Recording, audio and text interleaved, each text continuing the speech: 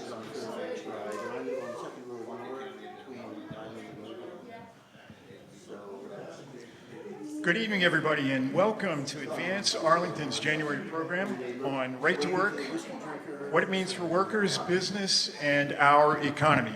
My name is Doug Taylor. I am a board member on Advance Arlington, and I'm also a shareholder here at Bain, Kinney & Corman law firm in Arlington. So we're pleased to have with us this evening Dr. Terry Clower to kind of kick us off with a high-level introduction to right to work laws and some of the terminology that we're going to be hearing about this evening. Dr. Clower is Northern Virginia Chair and Professor of Public Policy at George Mason University, Schar School of Policy and Government, Director of George Mason Center for Regional Analysis. And he's going to open our program with an overview of things. Dr. Clower was Director of the Center for Economic Development and Research at the University of North Texas and spent 10 years in private industry in logistics and transportation management positions. Welcome, Dr. Clower. Well, thank you very much. And all of that means is that I never could make up my mind what I was going to do next, right? So we just kind of go with the flow. I'm going to do two things, and I'm going to take just a little bit. I don't think the mic is on. Okay, let's try that. And now I have a green button, and that means that everybody can hear me yelling, right? Okay. All right. So I'm going to take a little bit of privilege, and we're going to do two things. We're going to talk about just the groundwork before our expert panel gets up to get into the details and the weeds of right to work. But I want to set a little bit of just data about what's going on in the regional economy because it is related and it is important as we're moving forward. Now, and some of you have heard me speak, and Tony, of course, knows, well, and many of you do know what's going on, but I think it's really interesting that we finally, after months of delay and shutdowns and all that, we starting to get some data now on what's happening in the economy, what has happened in this region, what has happened due largely to the policies of the current administration. And there are many terms in economics that might describe it, but my favorite at the moment is it's pretty butt ugly. We're talking about just the Northern Virginia sector of ours. We've lost 12,500 federal jobs in 2025. We've lost another about 8,400 jobs in professional and business services. And guys, what really matters about that is that's mostly in professional technical services. It's the really high value added. In fact, if you think about it, outside of government, our biggest sector is professional and business services, and it's also right up there with finance of being every job about the economic impact that job has. So we've had those substantial losses. We've seen hospitality and retail be impacted pretty badly. And what I would tell you is we have not seen all of that impact that's going on. Much of the downturn that we saw, of course, is related to the fork in the road initiative, that Dodge thing, of all the Dodge, however you want to call it. And what we have now heard is that actually most of the separations have been the voluntary type. There weren't as many proportional rifts as what a lot of folks had thought there would be. And so people did decide to take that. They took them very seriously, that if you don't quit, we're going to fire you. Okay, so did I quit or was I fired? Take, that. But you have to think about what that means in the economy. Those folks, just the federal workers, for every one of those jobs, you get another 0.4 jobs in the economy that's related to their household spending of their earnings. Now, those kind of jobs, those secondary, what we call the induced jobs, they don't go away immediately. But as it goes on, what you see happening is downward further pressure. So what I'm going to tell you is in 2026, it's not like we're going to rebound.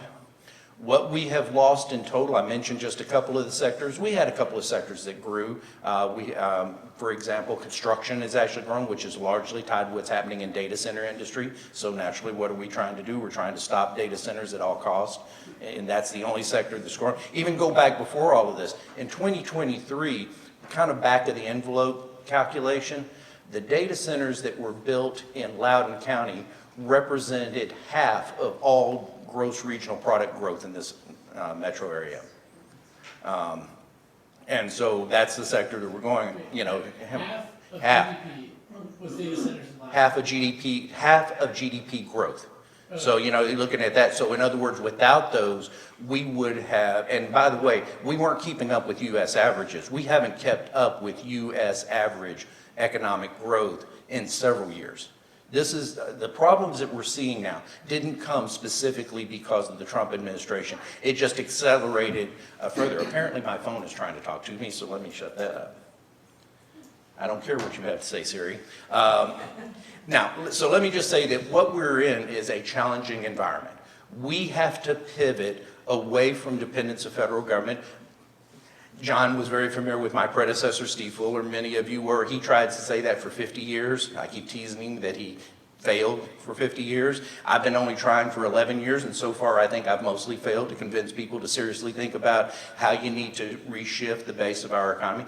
We have a lot of opportunities. I don't mean to be depressing, but understand, we're kind of in a real battle on the losing side at the moment, and we're going to have to fight our way through it. And that's going to provide a political context that's going to factor into the topic of the day. You had a change of administration, and despite what the previous administration in the state was saying about everything's rosy, look at all the wonderful things we did, elect me president next, whatever that message is, the fact of the matter is that the Virginia economy got hit too. And we do not have the jobs regionally to do that. Now, let's talk a little bit about right to work. I know many of you know, and you see these kind of blips, so if you know all of this, just forgive me and bear with me. I think it's important to think about where we sit in the nation. It is a competitive issue. Virginia is one of 27 right-to-work states. About 5.6% of Virginia workers are members of a union. National average is closer to 10%. In a Rankinson, that's about 37th that you get on, among all of the states.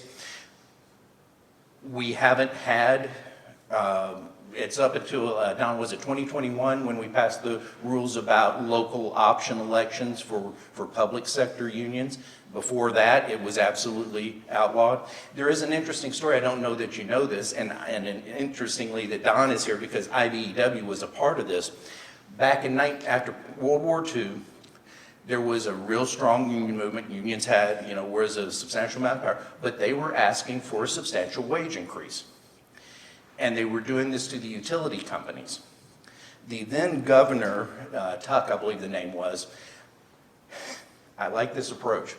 He was very much afraid of a strike that was going to be called. IBEW had said they were going to call a strike. If they had gone on strike, you would have had the potential of over half of the population of Virginia would not have had electric services.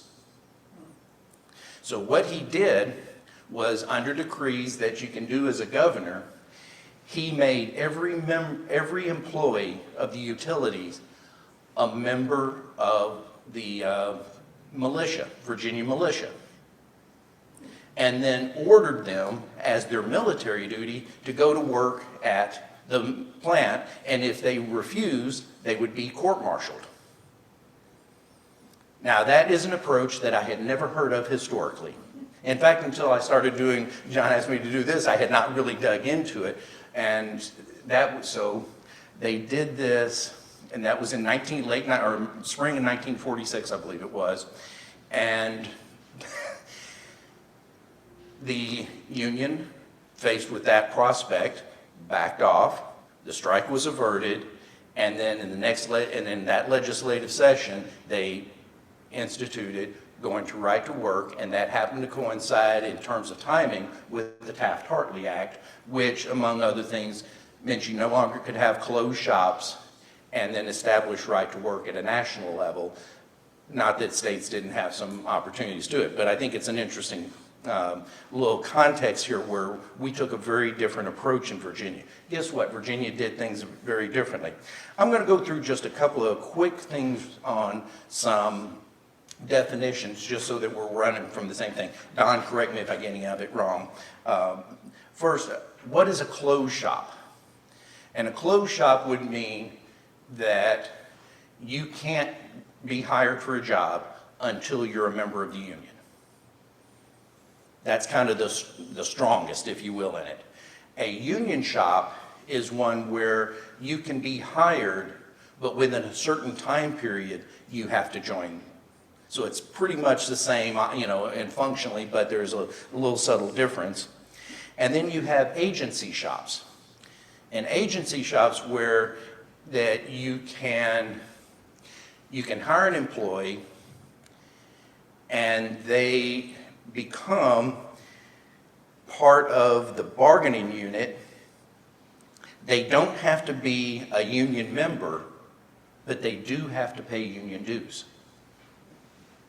And then right to work is where you can be hired. If there is a union present, you choose whether or not you want to be in the union, and you choose whether or not you want to pay dues, though the union in place may well be the bargaining unit, which of course creates the free rider problem from the union's perspective. So those are the ones that matter. Now, right to work is not the same as another term that sometimes gets confused about at-will employment, or that whole thing of right to hire, right to fire, and all these kind of things. At-will is basically where a company has the right to terminate you unless you're a member of a protected class, age, minority, some other thing that we've established in law. The trade-off on that is you as an employee have the right to quit anytime you want to quit. Now, whether or not you can afford to is a different question, right? So, but understand that at will is not the same thing and is a completely different legal concept. Now, with that, what I want to do is I spend a couple of minutes depressing you about what's going on.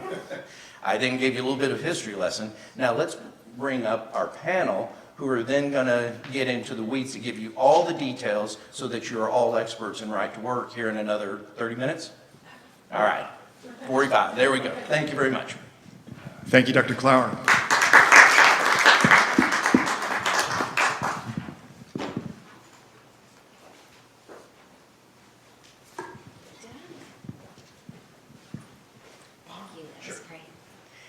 Hi, welcome to Right to Work, what it means for workers, businesses, and our economy.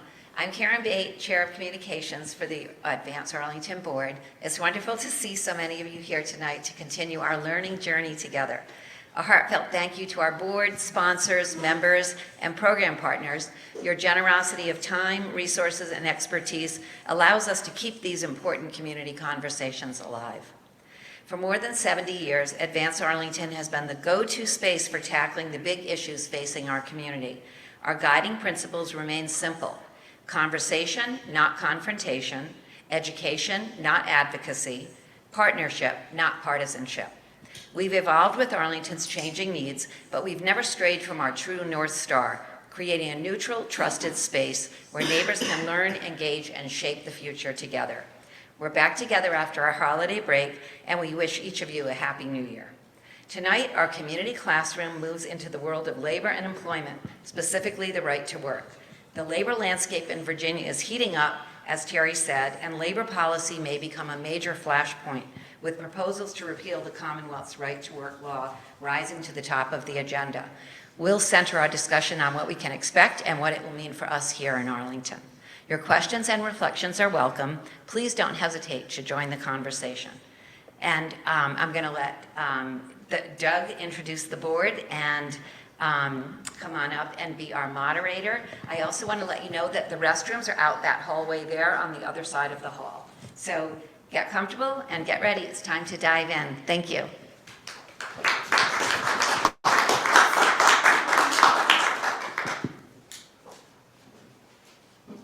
So would the panelists come forward? Go ahead and get started.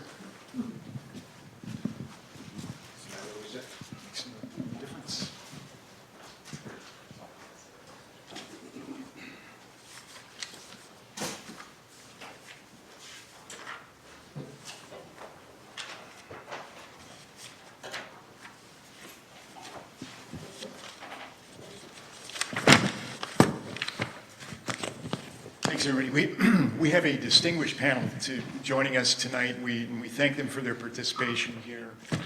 They are going to dive a little bit deeper into the topics that Dr. Clower started us out with. So nearest to me, we have John S. Earl, who is a distinguished professor at the Schar School of Policy and Government at George Mason University. Welcome. Next is Don Slayman, is a political coordinator for IBEW Local 26. Welcome, Don. And to my far right is Tony Howard, who is the president and CEO of the Loudoun Chamber of Commerce. Welcome, Tony. So I get the privilege and the easy part of the discussion is to ask you some questions. And I think what I'll do is I'm going to ask a series of questions for all of the panelists. If you can take about 3 minutes to respond, and then we'll move on to the next one. So the first question is, what's at stake in the legislative session, the Virginia legislative session, in terms of right to work? Anybody want to take that? You want to use the microphone? Please. It's on red. All one on green. There we go. Can you hear me? All right, very good. Well, first of all, I want to thank Advance Arlington for inviting me to be here this evening. And for those of you who are wondering what's a guy from Loudoun County doing here in Arlington talking on the subject, well, I'm wondering the same thing myself. So I'm going to give it a go. And by the way, I should file a formal complaint. When I accepted this invitation, John promised me I would not have to hear the words data centers at all this evening. Not that in fact, I love, right, Don? We love data centers. We absolutely love them. But they're coming out our ears in Loudoun County, so I was hoping I'd get a break this evening, but no such luck. So what's at stake? I will tell you, I'm going to steal a term from Professor Clower here. He described the situation as butt ugly. Well, how about butt ugly to a factor of 3 or 4 if right to work gets repealed or damaged or undermined in any way, shape, or form. And why do I say that? Well, he already laid out the facts much better than I could in terms of the condition of our local economy. It's tougher than we sometimes may realize. And I do believe that in Northern Virginia, certain individuals, certain communities, parts of Northern Virginia live inside a bubble and don't really fully appreciate the challenges that are existing, not just in our region, but across Virginia. Some of the stats are really not that pretty.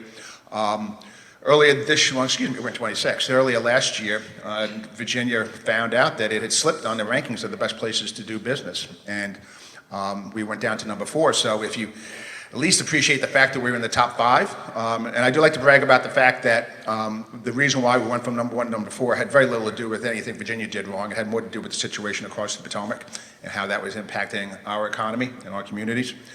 And we were number 1 in education and number 2 in infrastructure based on the number of different criteria that CNBC looked at there. But if you can appreciate at least being able to say you're in the top 4, if we get rid of right to work, and there's a lot of data behind this, and we had this conversation before, about making statements without the data to back it up. The data does exist that right to work states fare economically better, far better than their compatriots and those that have non-right to work or don't simply have it on the books. And so I could see us sliding from number 4 into the teens sometime very quickly if that were to take place, because the folks that take a look at the conditions on the ground in Commonwealth and in states and in communities like ours will say the economic competitiveness has been severely damaged, and that the likelihood that businesses are going to sink their hard-earned capital into communities and states that have undermined their own competitiveness in the ways that we might do if we were to repeal right to work are simply just not going to invest here. Now, you could say they're right or they're wrong, or you don't agree with them, or you do agree. That's irrelevant. They're going to look at the conditions on the ground and say it's not worth our effort to invest our hard-earned capital here, particularly in the context of our nearest competitors. So we don't compete with Hawaii, beautiful state, love it. California, not so much, been out there too. Really, we have all 50 states are fantastic and beautiful, right? But we compete against North Carolina, Georgia, Atlanta, other right-to-work states. And that capital, that investment is going to go to those states. And we're already not winning the battle against those states when it comes to our own competition for investment, particularly when it comes to major sites and a couple of other ways too as well. So to undermine that, I think would be really debilitating. And I'm just grateful that Governor-elect has come out and say she would oppose any bill that made it to her desk. And I was in the room with 500 community and business and civic leaders, politicians, elected leaders as well, when she said, in case you think I'm playing word games here, let me be straight about this. I will veto that bill. So I think she gets it too as well, and so I appreciate that. Thank you. Terry asked me to fact check him on those facts he mentioned, and I have to fact check him on those. I respect Terry tremendously. I really respect his work on housing and the economy and the casinos and data centers and what they mean to the development and investment in this area.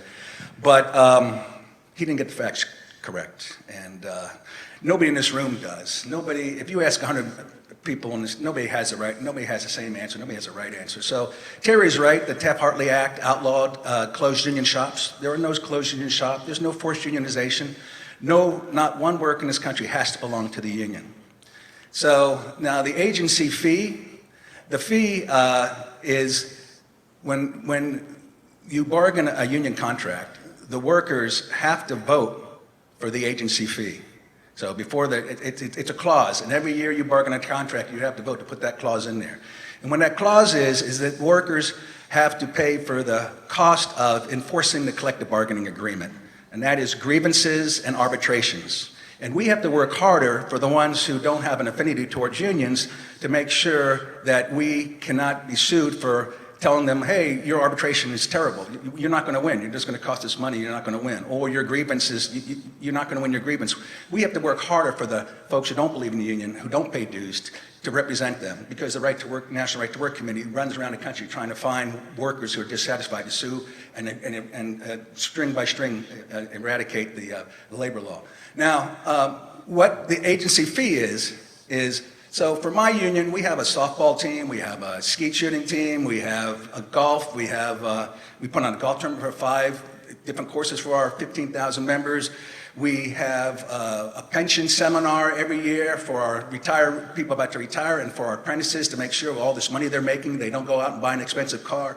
We pay for my salary, where we just got the digital gateway, and we're going to win that lawsuit. That's 46,000 electrical jobs. It was a vote, 4-3 with 1 abstention, of the 4 Democrats and the 1 abstention. The company got the 3 Republicans votes in this locality, and they were all against it. It wouldn't have happened without labor.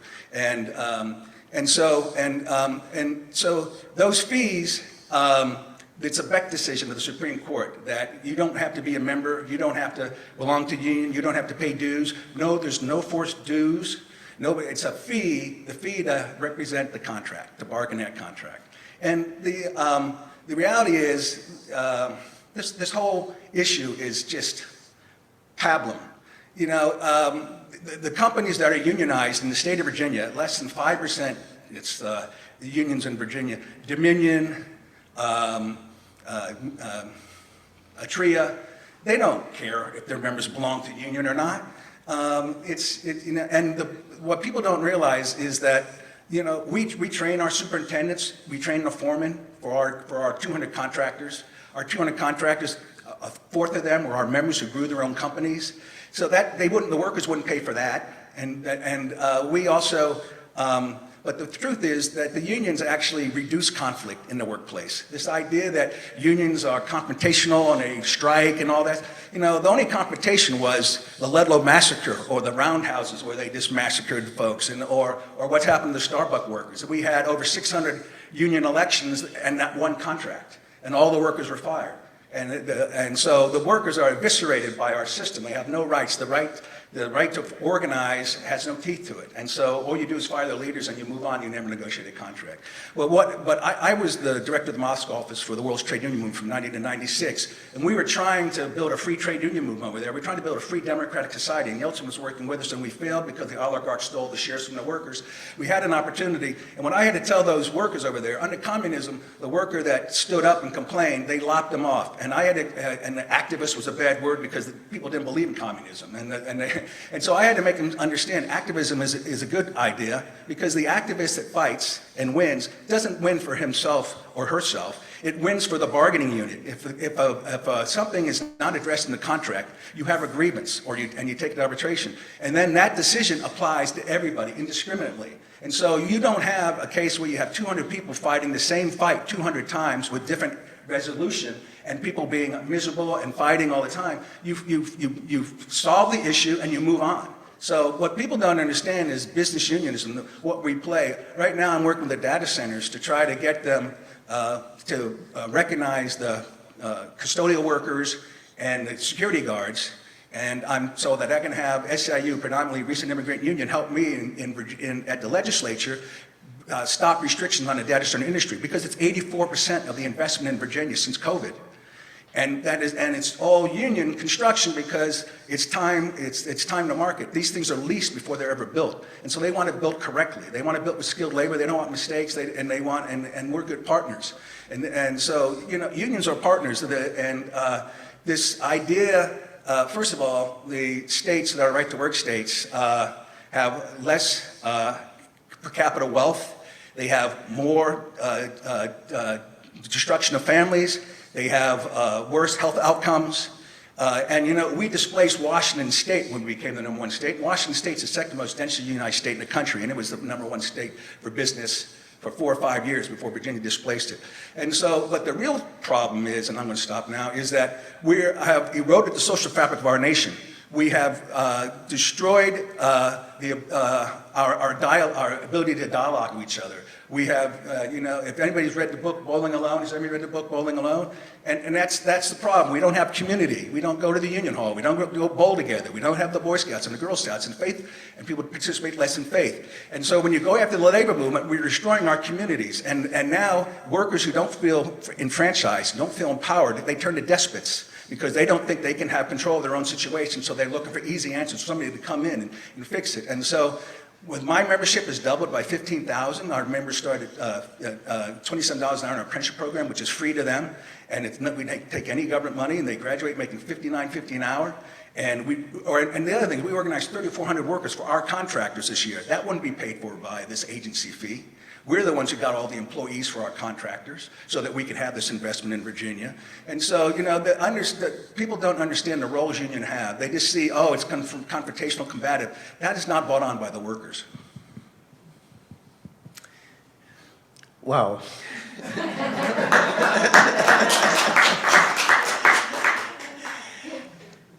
So I come at this from a rather different perspective. Just in the sense that I'm not an advocate or a detractor from right to work. So I'm an academic, and I'm a labor economist, and I'm interested in research about unions and right to work.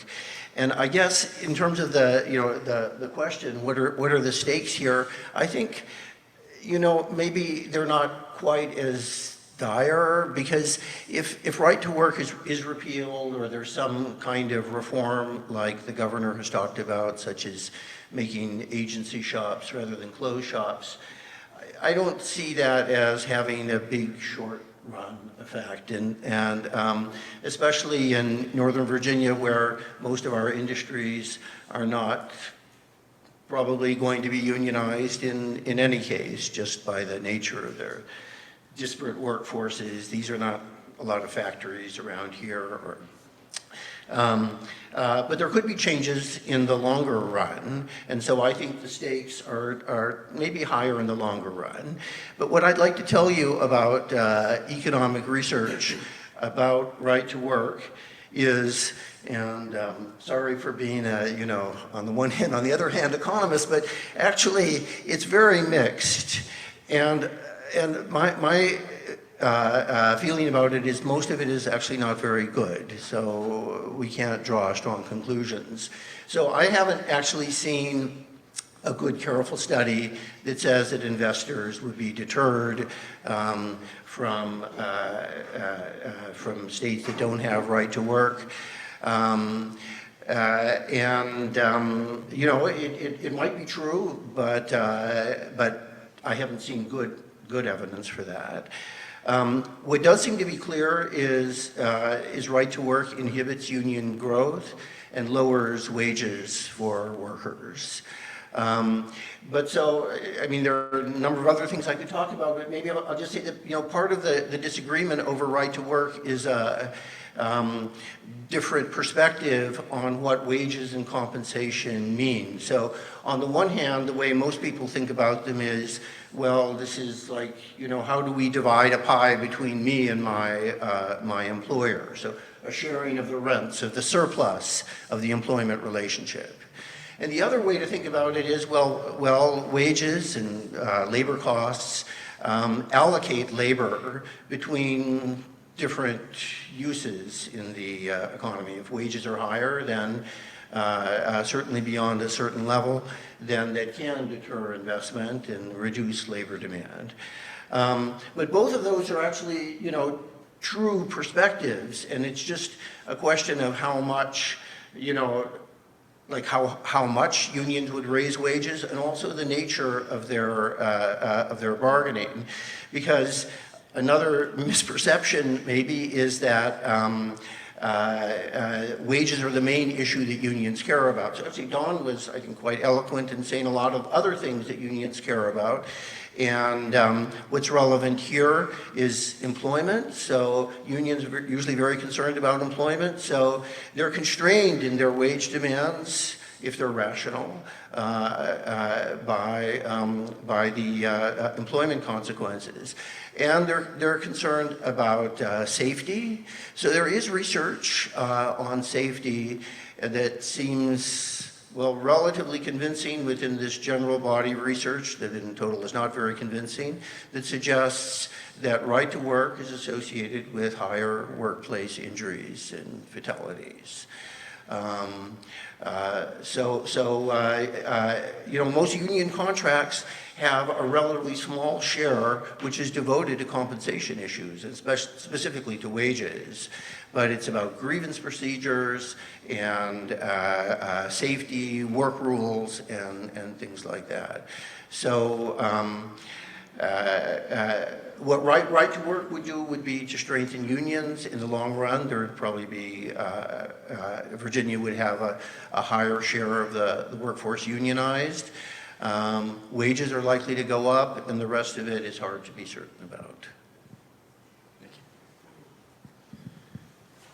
So the next question for the panel is, from your perspective, how has Virginia's right to work law influenced economic competitiveness and job competitiveness in the Commonwealth? Don, you want to take that? You want to take that first?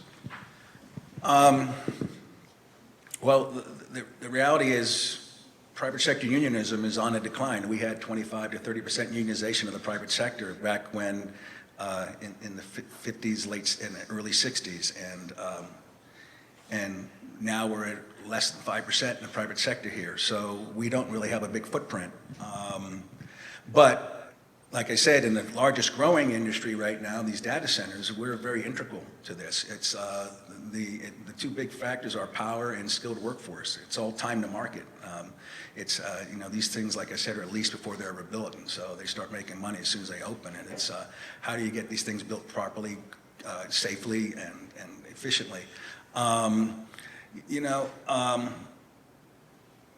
The only difference I would see if we got rid of the right to work in Virginia is some of the national unions, we call them international because they include Canada in many cases and Guam and stuff. Some of those unions might look to invest more in the state and might look to organize more in the state. I'd love to organize the healthcare industry. I've been trying to get healthcare unions to take a look in Northern Virginia. I'm on the executive board of the Northern Virginia Labor Federation. I'd like to get the hospitality sector and organized because, so close to the seat of power for the world right here, it improves our society, improves our community, improves our social fabric. And so private sector unionism, public employee unions were legal here until 1978, and then with a stroke of the pen, they're gone, and now they're back. Not statewide, but in localities where you can have, where the localities have the option. And, but in the United States, back in the 60s, very few, federal government employees didn't have the right to organize till early 60s. And so very few public, and then you have the state and local. It was like maybe 5-6% of state and government employees were unionized back in the 60s, and 25 to 30% in the private sector. And we had less income inequality, we had, and more opportunity. And now 39% of the public workforce organized and less than 5% in the private sector. And you can see when Trump, with a stroke of the pen, took away collective bargaining for federal employees, it didn't even make the nightly news that Friday. And it can just go away overnight. And the workers in the public sector have many different occupations and different identities across their departments, and so there's really not that same solidarity, and they don't have the right to strike. There's something different in these private sector unions where you have much more solidarity because of the nature of their work, and they all have the same occupation or skill. And so even though we have 10, 11% unionization, we have tremendous income inequality. And so the only way to really address income inequality, I get a kick out of all these folks talking about affordable housing. Well, you know, workers have an identity to their work. They'd like to earn what they make. Instead of having their wages compressed and their rights restricted, they don't want somebody giving them handouts. They want to earn it for themselves. But without a union, they don't have any means to bargain or to make any changes in their workplace. And so, just changing the mix of unionization of public employees is not going to address income inequality. And I think that's the largest problem in our society right now. And that's what's brought on this attack on our communities. Can you you repeat the question for me, please? Sure. From your perspective, how has Virginia's right-to-work law influenced economic competitiveness and job competitiveness in Virginia? Yeah, I think that's very clearly bipartisan consensus that it has made Virginia more competitive from an economic and job perspective. And I think you see that in public statements from our elected officials at the state level of both parties. And you can see that coming out, as I mentioned, the governor-elect has made that statement unequivocally to a room full of business and community elected leaders back in Richmond in early December. Today, Speaker Don Scott made comments that were similar in nature. Though I think he probably tiptoed around the issue a little bit much, but he did say that if there's only one bill right now, we should be certain about that. There's only one bill that's been introduced, and there's still time to find out other bills that may be introduced. But right now, we're talking about one bill introduced by Senator Jennifer Calafoy in the Virginia Senate that would repeal, and it's an outright repeal. Now, it has to go through the legislative sausage making, so that what she wrote in that bill and her intent could change via amendment, and it has to go back over to the House. But the Speaker left the audience with the impression that he's not eager to see that bill come across. And so I think there's an indication that there's bipartisan consensus, and I can tell you unanimity amongst the business community that it is a significant advantage to Virginia economically. Magnum Economics recently did a study. They were commissioned by the Virginia Chamber of Commerce. So full disclosure, the Virginia Chamber, much like the Loudoun Chamber of Commerce, is unequivocal in our support for right-to-work laws in Virginia without amendment, repeal, or any dilution of its impact. But Fletcher Magnum and his team have been hired by governors, Democrat and Republican, the last four, and served on a major economic advisory council at the state level to those governors. They've been commissioned by pretty much every state agency, from the State Council on Higher Education to Virginia Economic Development Partnership, and several others too as well. So their work is inscrutable. They are known to do excellent, nonpartisan at all work down the middle. And they determined that if they were to repeal right to work in the ensuing decade, we would see economic growth diminished by upwards of $36 billion, and wage growth diminished by up to, so that's growth, of course, not overall, but growth by about $28 billion in Virginia over time. And I had to be certain about this, okay? So you may, and I think Mr. Slater makes some really good arguments here, and I think this would be a really good time for me to say, and I would appreciate his passion as well, and well, he comes the way he's come prepared. Our position on right to work is not anti-union. We are not anti-union. You can go to my website, loudonchamber.org. You can find my policy agenda. You can look at our bylaws. You won't find anywhere written on any piece of paper, electronic or otherwise, where we say we are opposed to unions. In fact, I would say that in many cases, they serve a very useful purpose.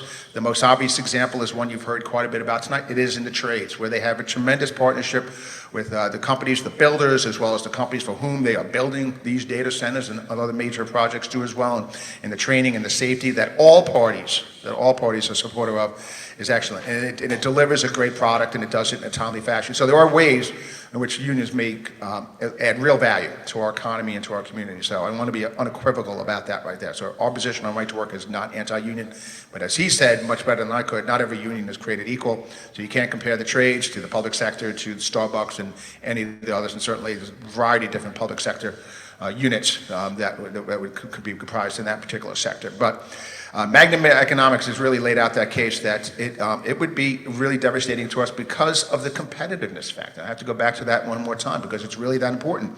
Make no mistake about it. Our competitors are located in the southeast portion of the United States of America, and they will use it against us squarely. And so they all go after, so what if, Arlington was fortunate to land HQ2 several years ago, right? And you did it because it's a wonderful community that was welcoming to that investment. And they are beholden to their shareholders. Whether you like that system or not, that's the system we have. So they're beholden to their employees and to their shareholders to invest their hard-earned capital in ways that are going to generate a return commensurate with that investment, right? And I think the folks at Amazon, I forget if Mr. Bezos was in charge at the time that decision was made, maybe Kate can recall, but they're pretty smart cookies over there. They've done pretty well for themselves. Because I'm old enough to remember, it was less than 30 years ago, they were just selling books online, and now they sell everything to everyone, everywhere. Number one data center company in the world, as I understand it. It's not really actually all that close. And so they made that decision. Companies like that, and I'm not speaking for Amazon or anyone in particular, they're going to look at that change in the economic competitiveness and the conditions on the ground in these communities they're looking at, and they're going to make hard decisions that are not sentimental decisions. They're going to make decisions that the board, the CEO, is going to make a decision that they know, or they believe at least, is in the best interest of their constituents, primarily the shareholders, but also their employees too as well. And we're going to get pretty good beaten up by the Texases, the North, the South Carolinas, and the Georgias of the world, and a few others, Tennessee, keep going on. Kentucky's up and coming too as well. They're going to point these things out and say, you know what, do you really want to put your money there? Or maybe you can find a better environment here in our state. And they're going to look at that, and I think that's going to set us back. And I think that's where Mr. Magnum and his team are coming from when they say, you're going to see, they call it gross state product. It's economic activity. Just think of it that way. It's wages, it's investment. We're going to see that rate of growth. It's going to come down substantially. And if you think we're butt hurt now, I don't know how to describe what it's going to look like if that were to take place. Take a look at Kentucky. It became a right-to-work state after Michigan and Wisconsin and Indiana, and Kentucky has very high private sector unionism because of their rivers and their transportation. UPS is headquarters there and other companies. And Kentucky, it's an outlier when you look at other southern states on how on all the social incomes and the wages, the health care, but that's all changing now very rapidly in Kentucky. I just want to say that I encourage my labor management committee. We have a labor management committee. 15 cents out of the dues that people do choose to pay goes to our labor management committee, and I asked them to join the Loudoun County Chamber of Commerce and asked them to join the Prince William County Chamber of Commerce because of all the help they've had on data centers or bringing data centers to those communities. And so, I really respect the work they do. And I'm waiting. I'm trying to figure out what kind of level we're going to come in at. And but in Kentucky, speaking of Kentucky, no, I'm sorry. Owensboro, Kentucky, the unions there were members of the Chamber of Commerce, and they asked them, they said, hey, we're having some financial problems. We can't pay our dues to the Chamber for this month. Can we still remain members? And the Chamber says, what?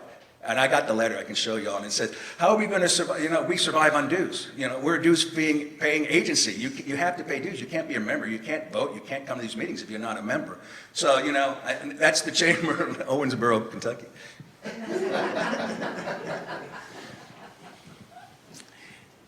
So coming back to the competitiveness question, of course it's plausible. I mean, quite believable that investors, when making a choice about where to locate their facilities, take into account the wages that they're going to have to pay in different locations. And I'm sure that's a consideration for them. But there are many other things that are also considerations, and what I've seen is they may care more that the workforce is well educated. They care about other kinds of infrastructure. So I don't know that wages loom that large in those kinds of decisions. Now, surely managers would rather not have to deal with a union. That's, I find that plausible as well. But if investors are making decisions about where to locate, I just don't know that the possibility that a union could try to organize their shop or their factory would be a major consideration. Next question. If the General Assembly were to amend or repeal the right to work law, what specific policy changes would be likely?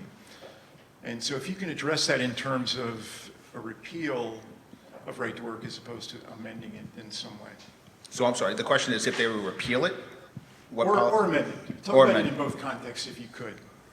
So again, all I can point to is what legislation's been introduced. Of course, it can be amended during the legislative process, but they're not actually talking about amending right now. In fact, it seems to me, and I don't know, the folks that support the governor and the speaker and then the folks of the Speaker's caucus and on the Senate side too as well, what they are saying to them behind closed doors, I'm not part of those conversations, but every public signal they are sending right now is that they don't want to touch this with a 10-foot pole.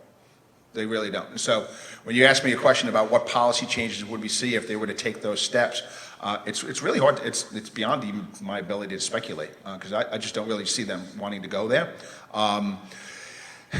Let's cross that river when we get to it because I don't know that. I think it's going to be. Hopefully I've been pretty clear about where I stand on this. If they were to go down that path, I think it would be cataclysmic for the Commonwealth, economically speaking. And I would just point out, because I know the point was made just a second or two ago about the quality of our education system and infrastructure and other services that the citizenry depends on. Again, Virginia was #1 in education in that most recent CNBC poll, and it's just one poll, I get it, but when you actually aggregate all of the different polls and surveys that are done by magazines, including Site Selection Magazine, Forbes, there's a variety of them out there, we score consistently high in those two areas. We have a great public education system here. It's hardly any better than you can find in Arlington and Loudoun County and that county in between us, whose name escapes me. We have, and I've been around long enough too as well. I look around the room to see who's got as many gray hairs who fought some of these battles. But I've been in the chamber business since 1999. And the first half of my career was focused on transportation, and infrastructure in general. But it was mostly just we need to do a better job of investing in the Commonwealth was nothing short of negligent in investing in our transportation network.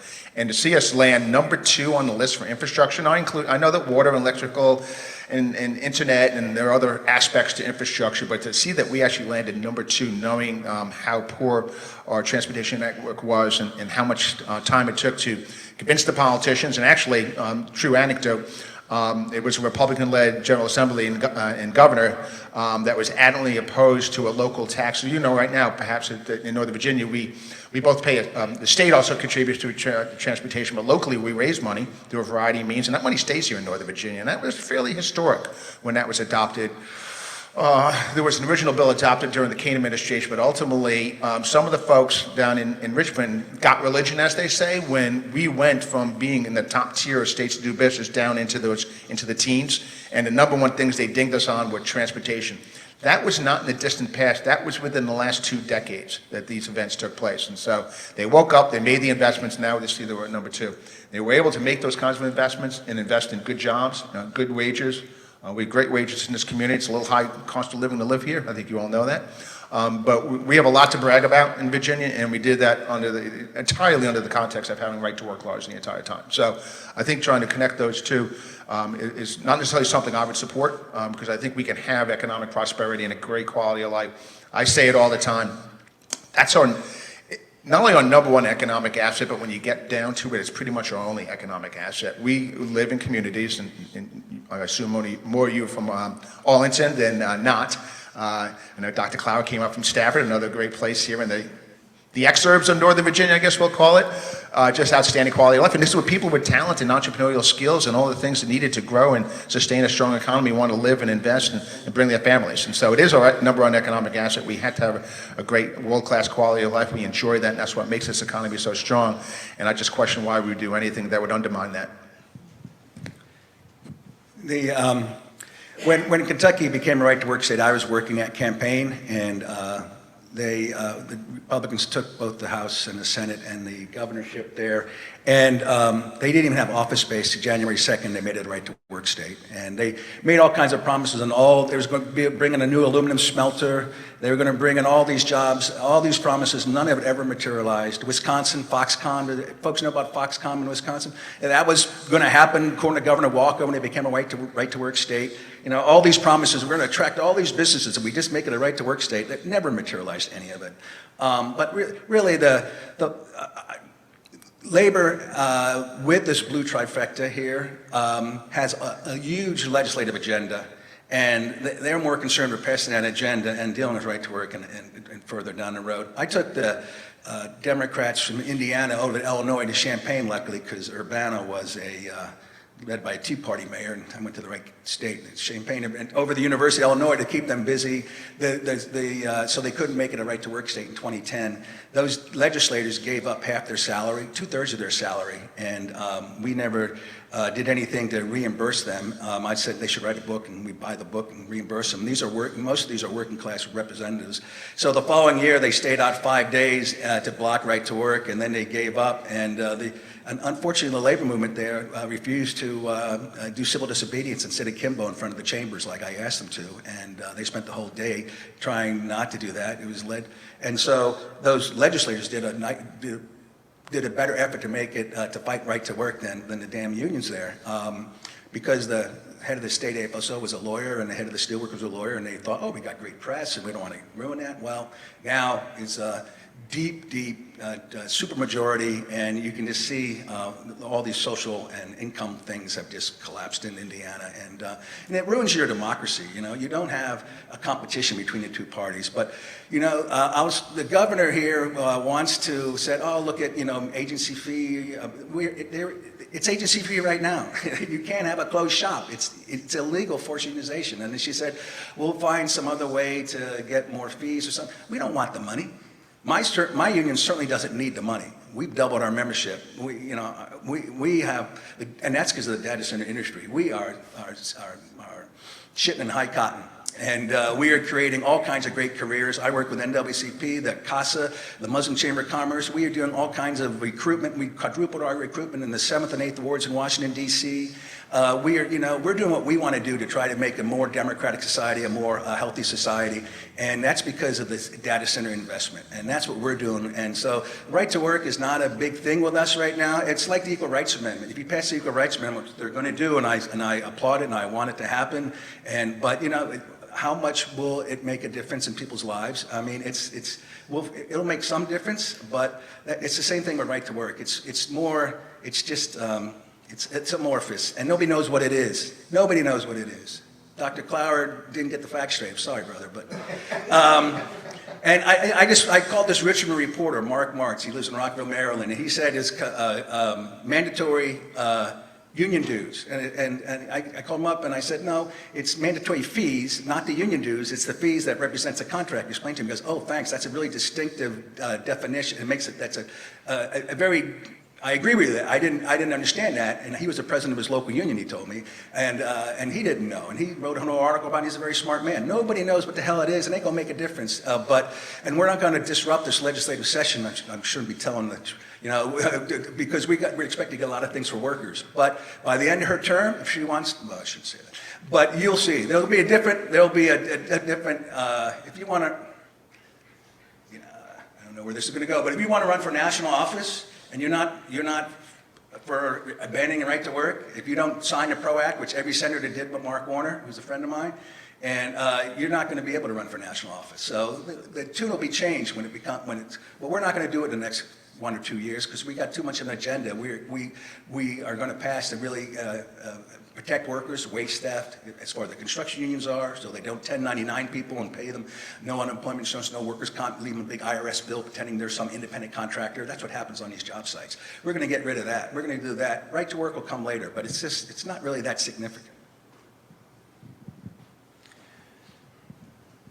So coming back to the question about policy, so my casual impression, because I think Tony and Don know much more about the politics of this, my casual impression is that the governor will try to do something, because she said she would, and so someone's going to hold her accountable at some point.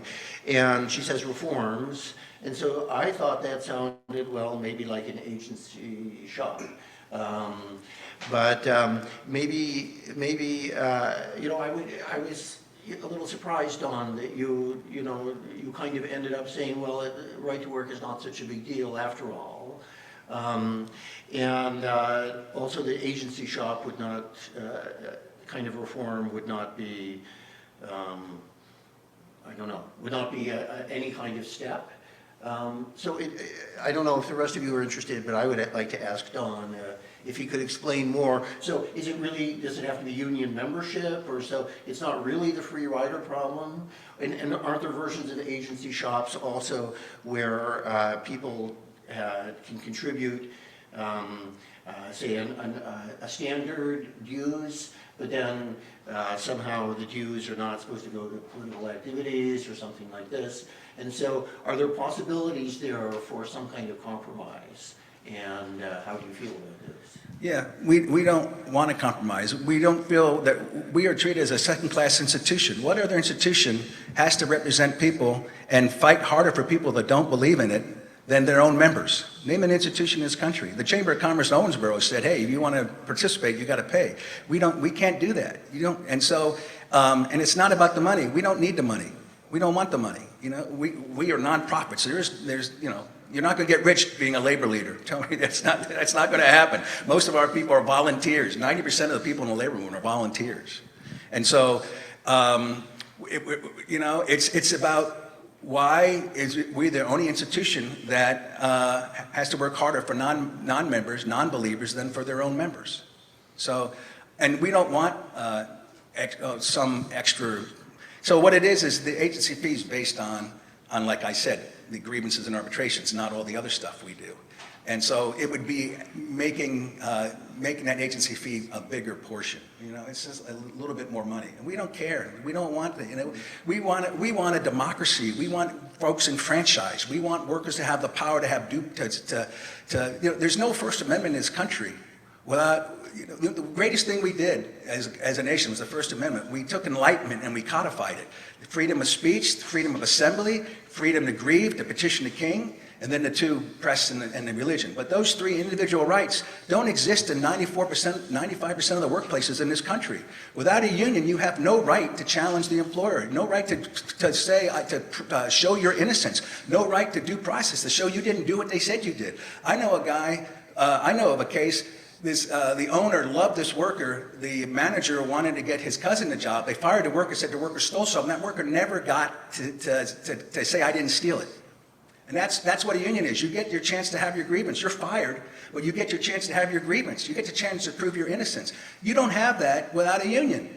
How many people in here have an individual contract for their workplace, for their services? I know all the lawyers do. How many other folks have an individual contract?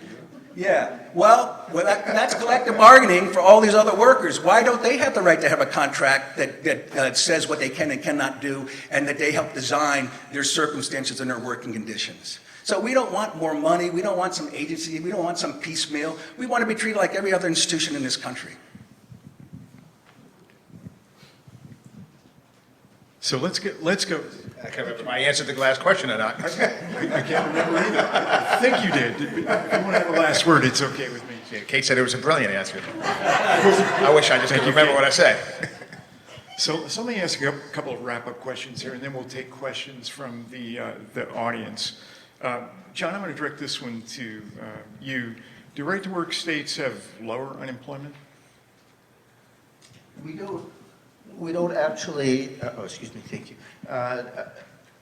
I don't know. We don't know that. I guess my guess would be probably, but I don't think we don't, what we don't know about, I mean, because you're asking it as a factual question, but really the interesting question is, does right to work lower unemployment? So the causal question. And that we don't know. Maybe Jerry knows. As of December 24, did that because that's the latest data we have about actual union membership and right to work from the BLS. It's about, unemployment rate in right-to-work states is 3.49% December 24, so we're looking backwards a little bit. And union states, it was 3.71%. So 15, 16 basis points, or something, small, a little bit of an uptick, not life-shattering. Right, so the standard error on the unemployment rate Well, is about 0.4, so, yeah. There are other statistics. So not statistically different. But again, that's not a statement about causality. There are different shocks hitting different states at different times. Don, do you want to take a shot at that? Yeah, I just, I really respect you professional economists and the way you handle that, and that's great. My biggest problem is we're so cavalier about unemployment. I'm trying to get these data centers passed in the local communities, and nobody cares about workers or unemployment. They don't care about the jobs they create. Because, I always push back. I believe the Humphrey Hawkins bill. I guess what did they say? Unemployment is natural. Full employment is what percent? It changes all the time.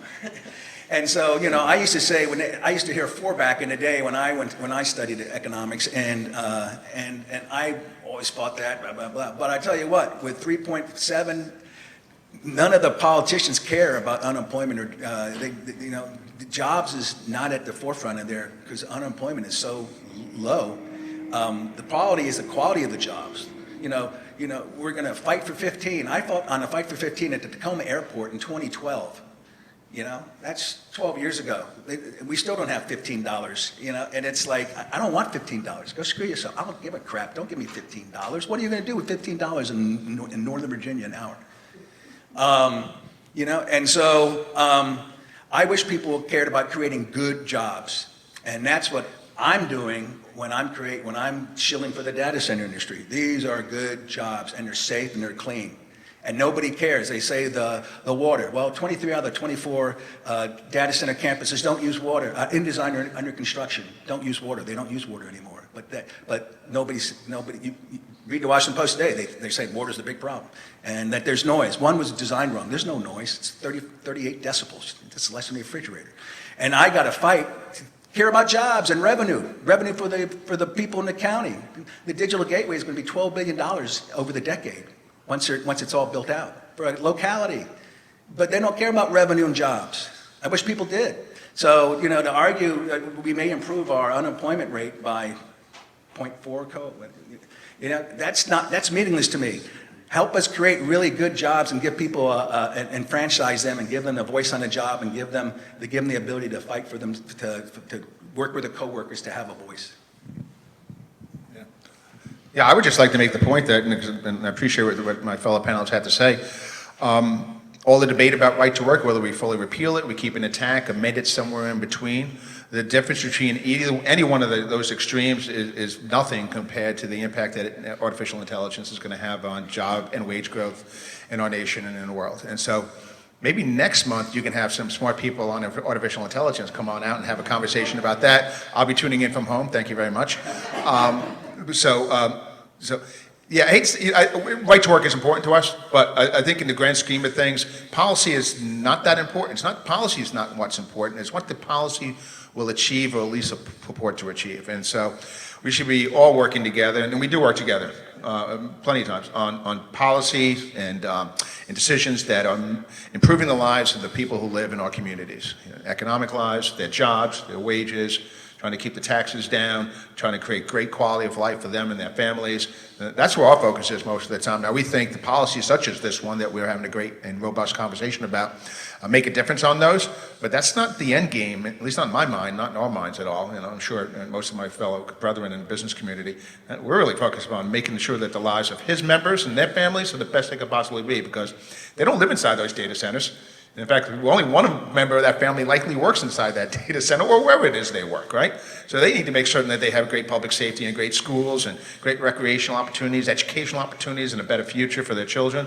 And that's the only thing that really matters. And so that's where we're going to focus all of our efforts. And we differ on this particular issue as a means to get there, but the outcome is one we share.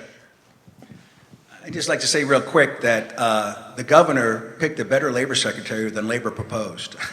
And the governor picked a better labor and industry person than labor proposed. And the governor did a hell of a job on Steve Colbert. And if anybody saw her the other day, and that she's going to be better for labor than Governor McAuliffe and certainly Governor Northam, and it's going to really what we're going to accomplish is going to be fantastic. And the right to work issue will get taken later in the third or fourth year. And though I'm not saying that on record, I don't represent. That's what I believe, but it doesn't matter what I believe. I just think it's not important. We're expanding the rights of workers. We're making a lot of great changes. Don Scott is unbelievable. The data center industry is not allowed to come to Don Scott without bringing workers with them. And that has been enabled us to help get rid of waste step on the shells of these data centers, where the data centers they're bringing in, the general contractors bought this wage step in, and he's helped us eliminate that, and we are improving conditions for the workforce, and the legislature and this governor is going to be tremendously helpful. Right to work is something we'll deal with down near the end of her term. John, any last word? Well, we seem to have diverged from the original question, but,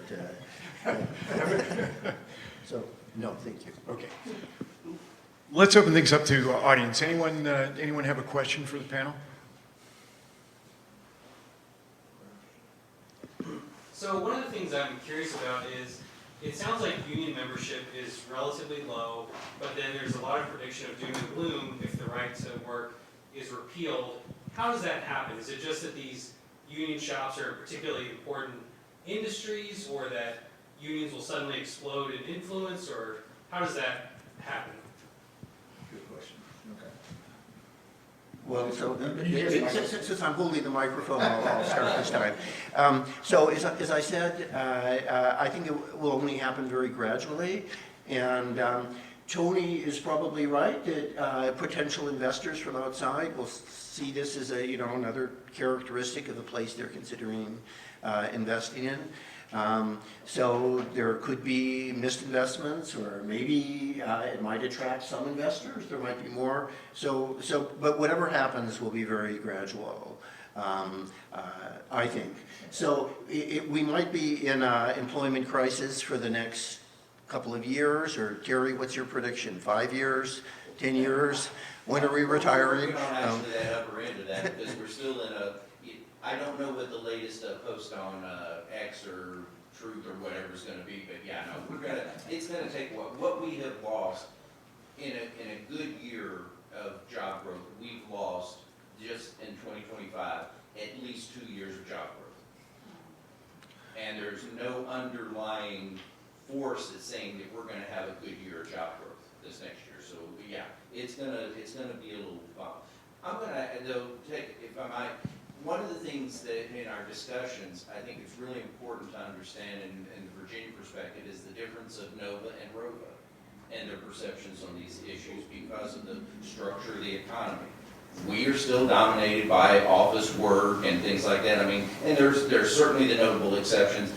Now, there's something I'd like you to talk about a little bit, but I think the notion that the fear is where we have a loss of potential competitiveness in industries like automaking and stuff like that that are, when they can, they are adamant they don't want to go to non-right to work states.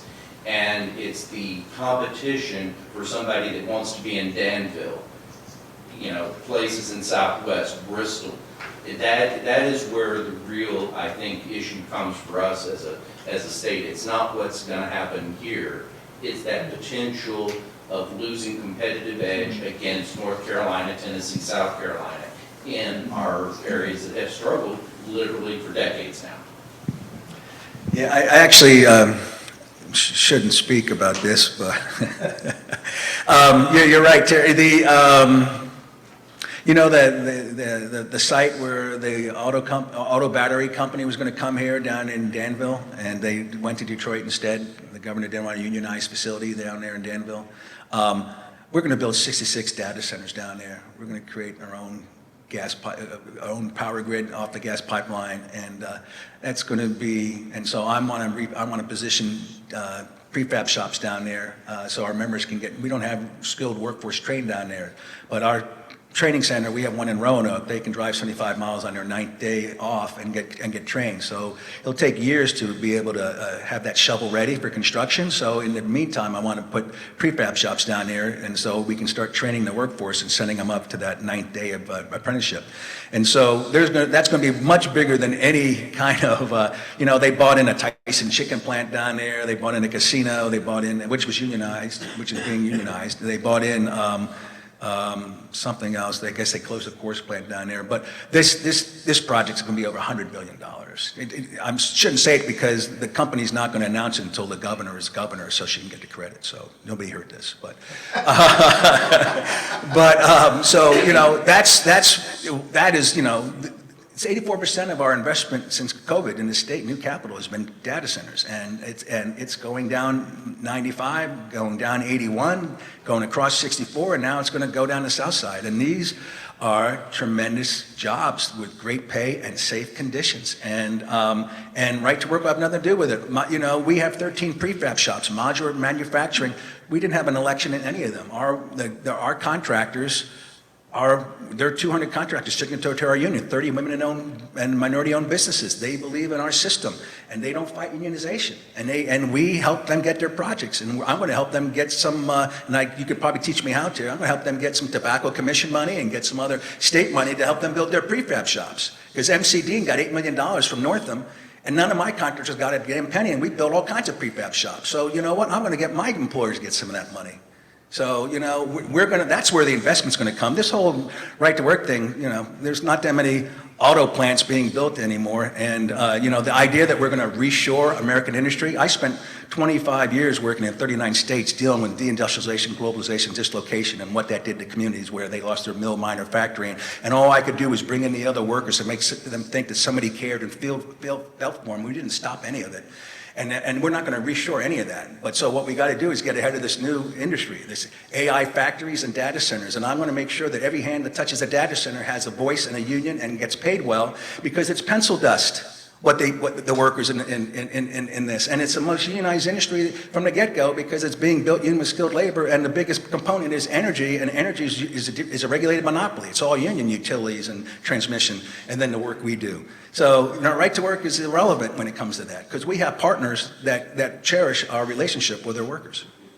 I just wanted to take a quick stab at answering the gentleman's question. The sky's not going to fall overnight. If they were to outright repeal, it's not going to. So, because companies that have made investments in Virginia aren't going to pull up stakes the very next day and move out of here and take all the jobs and investments and infrastructure with them. They can't, right? For the most part, they can't. They can over time, right?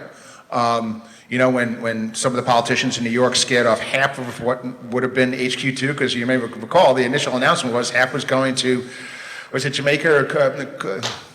Yeah, anyway, it's going to be in Queens someplace. I forget the community was going to be there. Well, Amazon added just about that many jobs anyway. You just don't call it half of HQ2 anymore. So the companies rarely put out a press release saying, we're not going to invest in your state, your community. In fact, not really. They never do that, right? So you'll never know. What will end up happening is that the rate of growth that we're anticipating in jobs, in wages, in business establishments, and all the good things we're hoping for the Commonwealth are just going to be less than that. But since we won't know what the ultimate number could have been if we had not gone down that wrong path, it's really hard to justify, it's really hard to pinpoint, what exactly you're going to be. So if you ask me, is the sky going to be falling? I'm like, eventually, if the sky has fallen, but you didn't see it fall, did it fall? It sounds like a philosophical question, doesn't it, really? Yeah, maybe if you're in a forest and you heard it, then yeah, it did. Thank you very much. Please join me in thanking our panelists and Terry for giving us an understanding about this important topic, right to work. So thanks again to our board, sponsors and members, and program partners for all their contributions to our organizing and programming. And thanks most of all to you for showing up, for your participation and your curiosity. So we are not taking any breaks from now until June. So join us next month for our next program. And thanks everybody. Have a great evening. Thank you.